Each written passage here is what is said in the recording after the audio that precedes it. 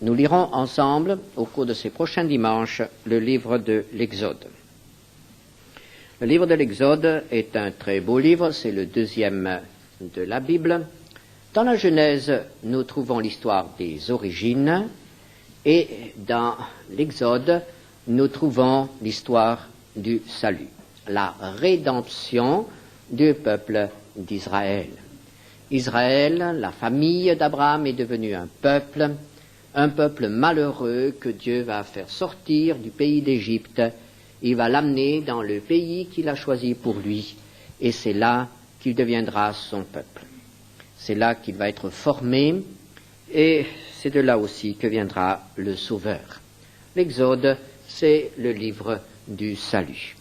Eh bien, nous voulons ensemble, au cours de ces prochains dimanches, lire ce texte magnifique qui contient tant de leçons que nous pourrons appliquer dans notre vie. Exode chapitre 1er, versets 1 à 7. Voici les noms des fils d'Israël venus en Égypte avec Jacob et la famille de chacun d'eux. Ruben, Siméon, Lévi, Juda, Issachar, Zabulon, Benjamin, Dan, Nephtali, Gad et Aser. Les personnes issues de Jacob étaient au nombre de 70 en tout. Joseph était alors en Égypte. Joseph mourut, ainsi que tous ses frères et toute cette génération-là.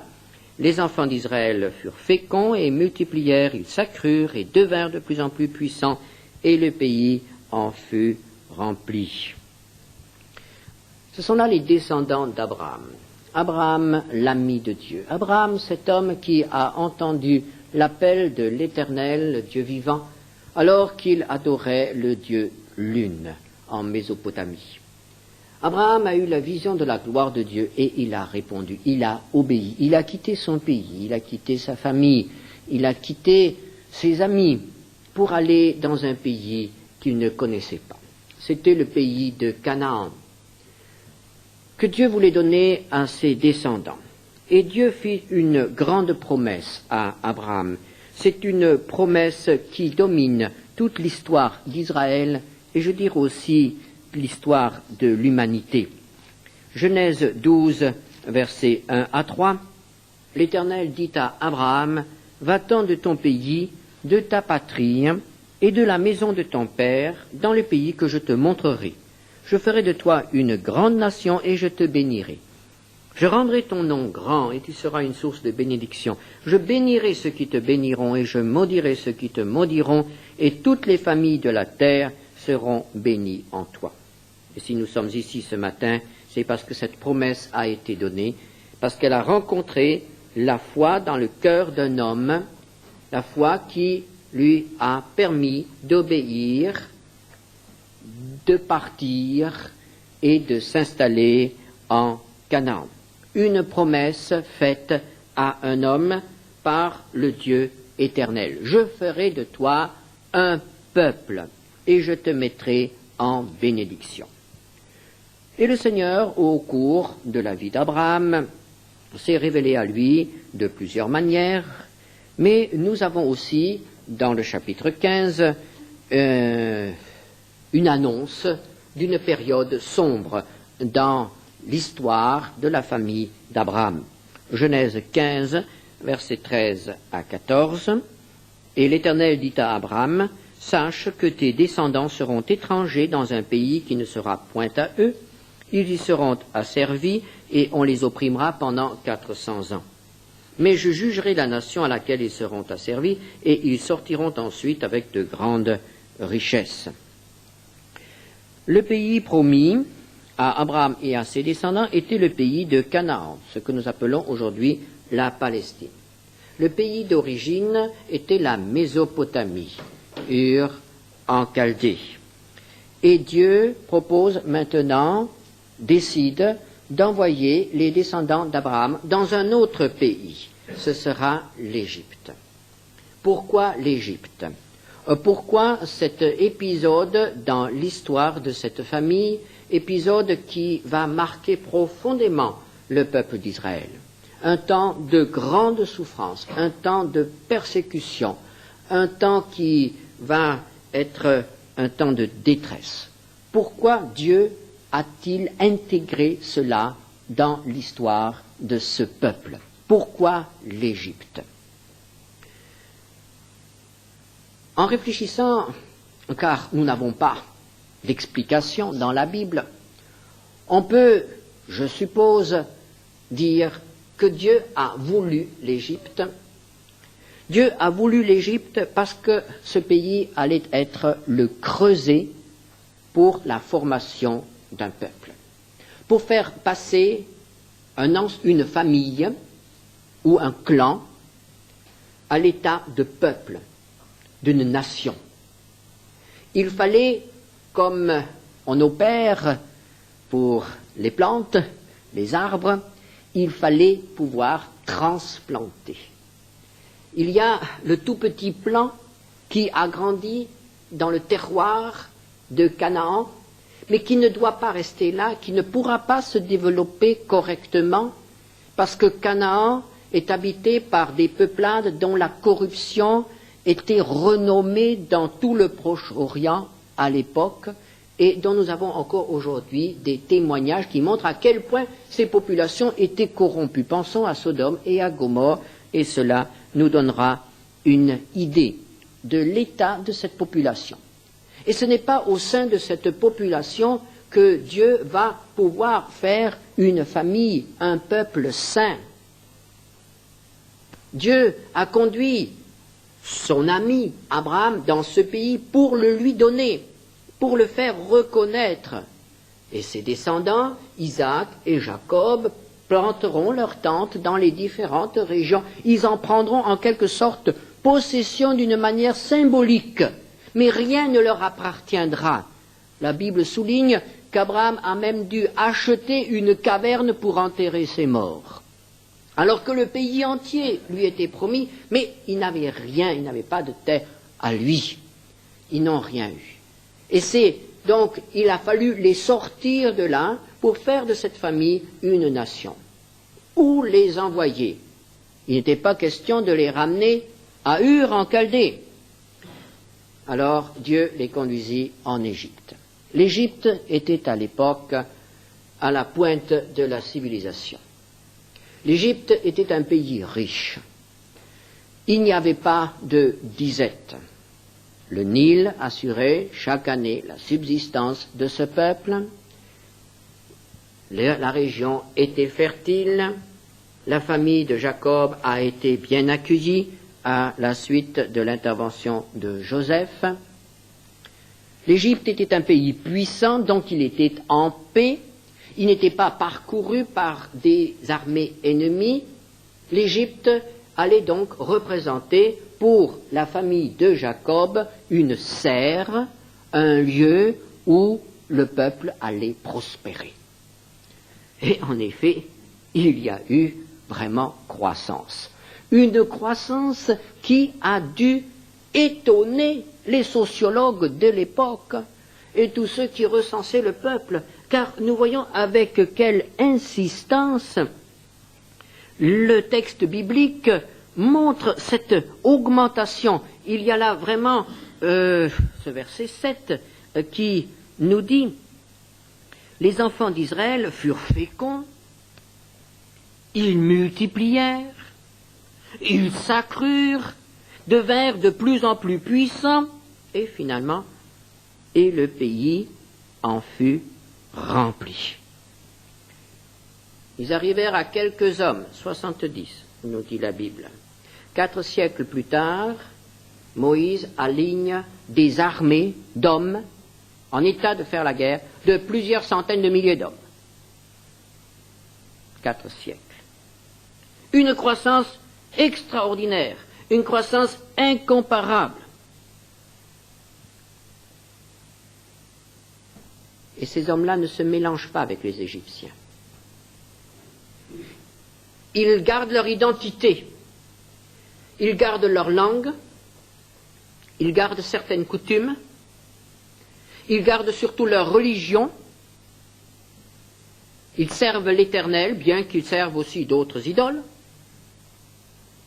C'est certain, il y a eu un mélange, mais quand même, ils connaissent l'Éternel, ils le servent, et ils gardent conscience d'être un peuple à part, d'être des étrangers et de ne pas rester dans ce pays.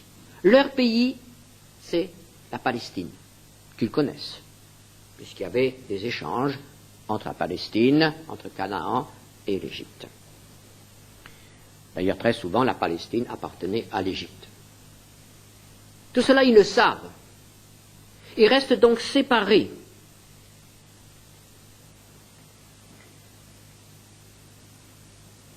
Et voici ce peuple qui grandit.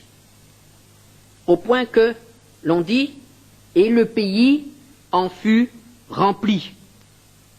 Aujourd'hui, on dirait, il y en a partout. Il y en a partout.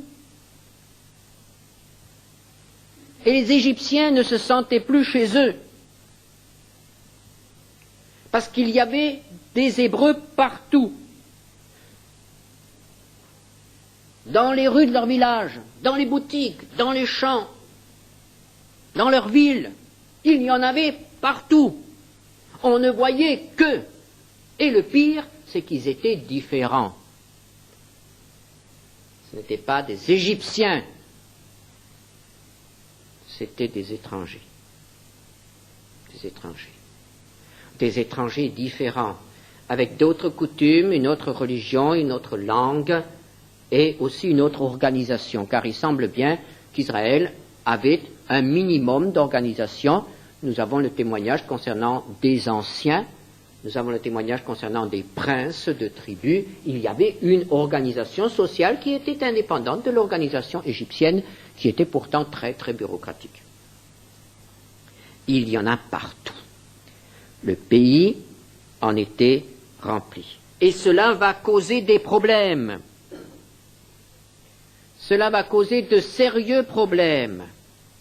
Et à la cour du roi Pharaon, on s'aperçoit que l'on a affaire à un État dans l'État. Et il y a danger. Danger en cas de conflit. L'Égypte pouvait être attaquée par des ennemis venant de l'Est, donc venant de la Palestine. Peut-être que les Hébreux allaient se mettre du côté des envahisseurs. Ce sera la 5e colonne. L'État est en danger. Nous avons donc là un danger politique. Pharaon est sensible à ce danger. Ils sont trop nombreux, ils sont trop puissants, il y en a partout. Nous ne sommes plus chez nous. Et on commence à prendre des mesures. On commence à prendre des mesures pour freiner la progression de ce peuple. À partir du verset 8, il s'éleva sur l'Égypte un nouveau roi qui n'avait point connu Joseph. Il dit à son peuple, voilà les enfants d'Israël qui forment un peuple plus nombreux et plus puissant que nous. Allons, montrons-nous habiles à son égard. Empêchons qu'il ne s'accroisse et que s'il survient une guerre, il ne se joigne à nos ennemis pour nous combattre et sortir ensuite du pays. Et l'on établit sur lui des chefs de corvée, afin de l'accabler de travaux pénibles. C'est ainsi qu'il bâtit les villes de Pithom et de Ramsès pour servir de magasin à Pharaon. Mais plus on l'accablait, plus il multipliait et s'accroissait, et l'on prit en aversion les enfants d'Israël. Alors les Égyptiens réduisirent les enfants d'Israël à une dure servitude. Ils leur rendirent la vie amère par de rudes travaux en argile et en briques et par tous les ouvrages des champs. Et c'était avec cruauté qu'ils leur imposaient toutes ces charges. On entreprend donc de grands travaux et on met les étrangers au travail. On les embrigade, on nomme des chefs d'équipe, des chefs de corvée, et on leur donne du travail. Mais, au verset 12, plus on l'accablait, plus il multipliait et s'accroissait. La souffrance produit l'effet contraire. Il y a plus d'enfants. Il paraît que c'est souvent le cas. Les peuples malheureux ont, paraît-il, plus d'enfants que les peuples heureux. Et Israël était très malheureux. Et ils eurent beaucoup d'enfants. Et alors nous notons à la fin du verset 12 ces quelques mots. Et l'on prit en aversion les enfants d'Israël. Jusqu'à présent, c'était une affaire, disons, politique. C'était l'administration, c'était le pharaon qui, pour des raisons politiques, avait décidé de freiner la croissance des étrangers. Et maintenant, il se passe quelque chose au niveau du peuple. On prit ces hommes, on prit Israël en aversion. C'est l'opinion publique qui se dresse contre Israël et qui va rejeter. Je ne sais pas quel était le pourcentage des Hébreux par rapport aux Égyptiens à cette époque. Aujourd'hui, on parle d'un seuil d'intolérance qu'il ne faut pas dépasser. Probablement que dans ce cas-là, le seuil d'intolérance était dépassé. Et c'est tout un peuple qui devient ennemi, qui prend en aversion le peuple hébreu, le peuple d'Israël. Et nous avons un peuple qui va se dresser contre un autre, un peuple qui est hautement civilisé, un peuple qui a su faire des choses remarquables, un peuple qui aime la beauté, un peuple qui n'est pas belliqueux du tout. Les Égyptiens sont des gens calmes. Un peuple riche qui va se dresser contre un peuple qui habite en son sein, qui est dans son pays, parfois encore à l'état de nomadisation, ce sont des bergers, et on en fait des esclaves. On les prend de force, on en fait des esclaves. Et il n'y a plus ici une défense politique, il n'y a plus un intérêt économique, mais il y a maintenant une attitude d'aversion, une attitude de haine. Et c'est là que commence la cruauté de l'homme. La cruauté parce que l'autre est différent. L'autre est différent. Et on a peur de lui. Et on veut se défendre, et pour se défendre, on veut l'affaiblir, on veut l'humilier, on veut l'écraser, on veut le détruire. Verset 13, nous soulignons cette progression de la méchanceté d'un peuple contre un autre. Verset 13, une dure servitude. Verset 14, ils rendirent la vie amère. Verset 14, avec cruauté. Et on peut bien s'imaginer ce qui se passait dans ce pays d'Égypte, où l'on prenait plaisir à voir souffrir Israël.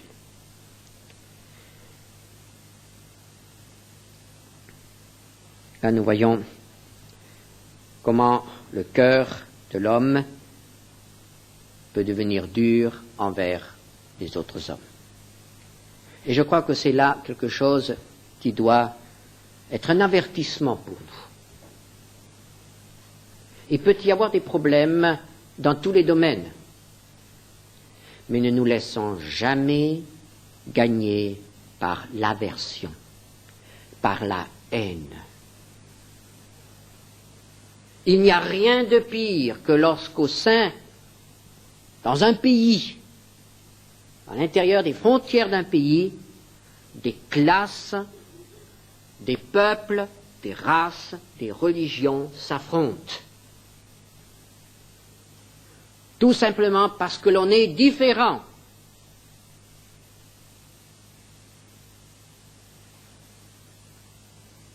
Nous avons là l'exemple de l'antisémitisme.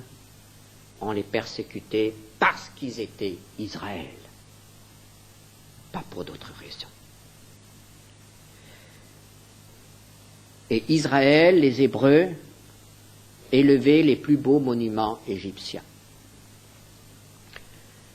Quand nous visitons les sites de l'Antiquité, quand nous admirons telle grande construction, Quand nous allons voir le pont du Gard, par exemple, ou les arènes de Nîmes, oui, admirons le génie des architectes et des constructeurs. Mais pensons aussi à la souffrance, aux larmes et au sang qui ont été là, à l'origine de ces édifices. Il y a toujours eu souffrance, car ces édifices-là ont été construits par des esclaves ou des prisonniers. Et on n'était pas tendre envers eux. Ce sont les deux aspects de la civilisation humaine. D'un côté la grandeur, et la grandeur dans la souffrance. Israël se souviendra, durant toute son histoire, de ce temps passé en Égypte. Dans Deutéronome 4, verset 20, « L'Éternel vous a fait sortir de la fournaise de fer de l'Égypte. » Un temps de souffrance. Et cela ne suffit pas. À partir du verset 15, le roi d'Égypte parla aussi aux sages femmes des Hébreux, nommées l'une Shifra et l'autre Pua. Il leur dit, « Quand vous accoucherez les femmes des Hébreux et que vous les verrez sur les sièges, si c'est un garçon, faites-le mourir, si c'est une fille, laissez-la vivre. » Mais les sages femmes craignirent Dieu et ne firent point ce que leur avait dit le roi d'Égypte. Elles laissèrent vivre les enfants. Le roi d'Égypte appela les sages femmes et leur dit, « Pourquoi avez-vous agi ainsi et avez-vous laissé vivre les enfants ?» Les sages-femmes répondirent à Pharaon, « C'est que les femmes des Hébreux ne sont pas comme les Égyptiennes, elles sont vigoureuses et elles accouchent avant l'arrivée de la sage-femme. » Dieu fit du bien aux sages-femmes et le peuple multiplia et devint très nombreux. Parce que les sages-femmes avaient eu la crainte de Dieu, Dieu fit prospérer leur maison. Alors Pharaon donna cet ordre à tout son peuple, « Vous jetterez dans le fleuve tout garçon qui naîtra et vous laisserez vivre toutes les filles. » Il n'y avait pas seulement 2 sages-femmes pour tout le peuple d'Israël, mais je dirais que c'étaient les sages-femmes en chef. Les Égyptiens avaient une excellente administration et il y avait des chefs de service. Et voilà donc les 2 sages-femmes qui étaient d'Israël, probablement. Ce n'est pas des Égyptiennes. C'était donc les 2 sages-femmes en chef qui surveillaient, qui avaient la responsabilité de toutes les cliniques d'accouchement, il n'y en avait pas, mais enfin de tous les accouchements au sein du peuple d'Israël. Et voilà ce terrible décret qui tombe. Les 2 femmes sont convoquées. Vous tuerez les garçons, vous laisserez vivre les filles. Il n'est pas question de protester, il n'est pas question de faire quelque chose. Pharaon est tout puissant. Mais il y a la ruse. C'est quelque chose qui permet parfois de se défendre contre les puissants. Et cette pointe d'ironie, nos femmes ne sont pas comme les tiennes, Pharaon. Nos femmes n'ont pas besoin de tout ce dont les Égyptiennes ont besoin. C'est une bonne race. C'est une bonne race. Alors nous arrivons toujours trop tard. Tant pis pour la renommée des sages-femmes qui arrivent toujours trop tard. Et tant mieux pour les enfants qui vivent. Quel drame dans ces familles. Lorsque l'enfant venait, si c'était une fille, elle pouvait vivre.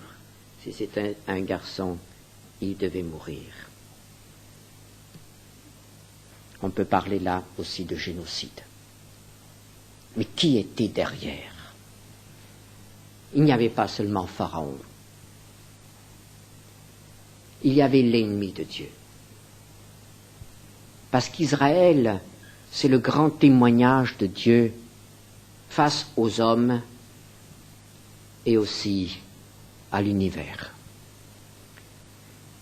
C'est avec Israël, c'est avec Abraham que Dieu s'était lié.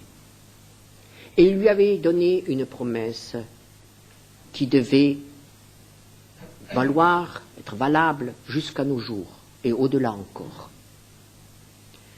Et c'est de ce peuple que devait sortir le Sauveur, notre Sauveur. Et quand nous voyons que c'était les garçons qui étaient visés, on comprend très bien qu'il suffisait d'une génération pour mettre fin au peuple d'Israël. Et si Pharaon avait réussi, il n'y aurait pas eu de sauveur et nous ne serions pas ici ce matin. Qui était derrière Pharaon? C'était Satan. Satan qui essayait de détruire Israël. Et ce sera toujours Satan qui sera derrière l'antisémitisme. Toujours. On avancera des raisons politiques, on avancera des raisons économiques, religieuses, morales.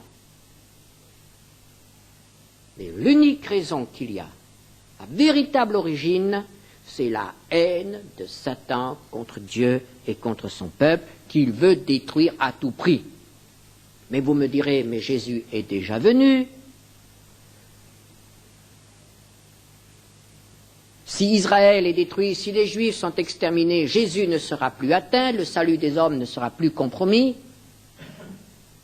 Oui, mais il y a autre chose encore. Il y a autre chose. Dieu s'est allié à Abraham et il a dit que de ses descendants sortira un peuple qui sera en bénédiction au monde, pas seulement par Jésus, mais par lui-même aussi. Et c'est cette promesse-là qui est visée. Dieu est fidèle et c'est la raison pour laquelle il garde Israël et il le gardera jusqu'à la fin. Et c'est cette fidélité de Dieu qui nous permet aussi d'être ici ce matin. Dieu est fidèle à ses promesses, à ses encouragements. Pharaon a donné l'ordre, tuez les garçons. Et les sages-femmes ont trouvé une solution. Il y aura toujours dans des temps de détresse, dans des temps de persécution, des hommes et des femmes qui auront le courage d'agir selon leur conscience, sauver les vies humaines, obéir au Créateur, honorer le Créateur. Et Dieu gardera les siens. Même dans les pires situations, même quand toute l'Égypte s'élève contre Israël, Dieu a le pouvoir de sauver son peuple. Amen. Nous allons prier ensemble.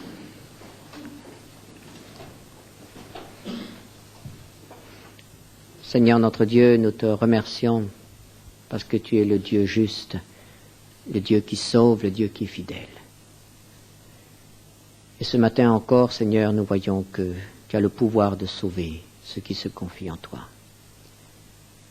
Garde-nous, Seigneur, de toute haine contre qui que ce soit, tout simplement parce qu'il est différent. Que nous soyons des porteurs de paix, de pardon.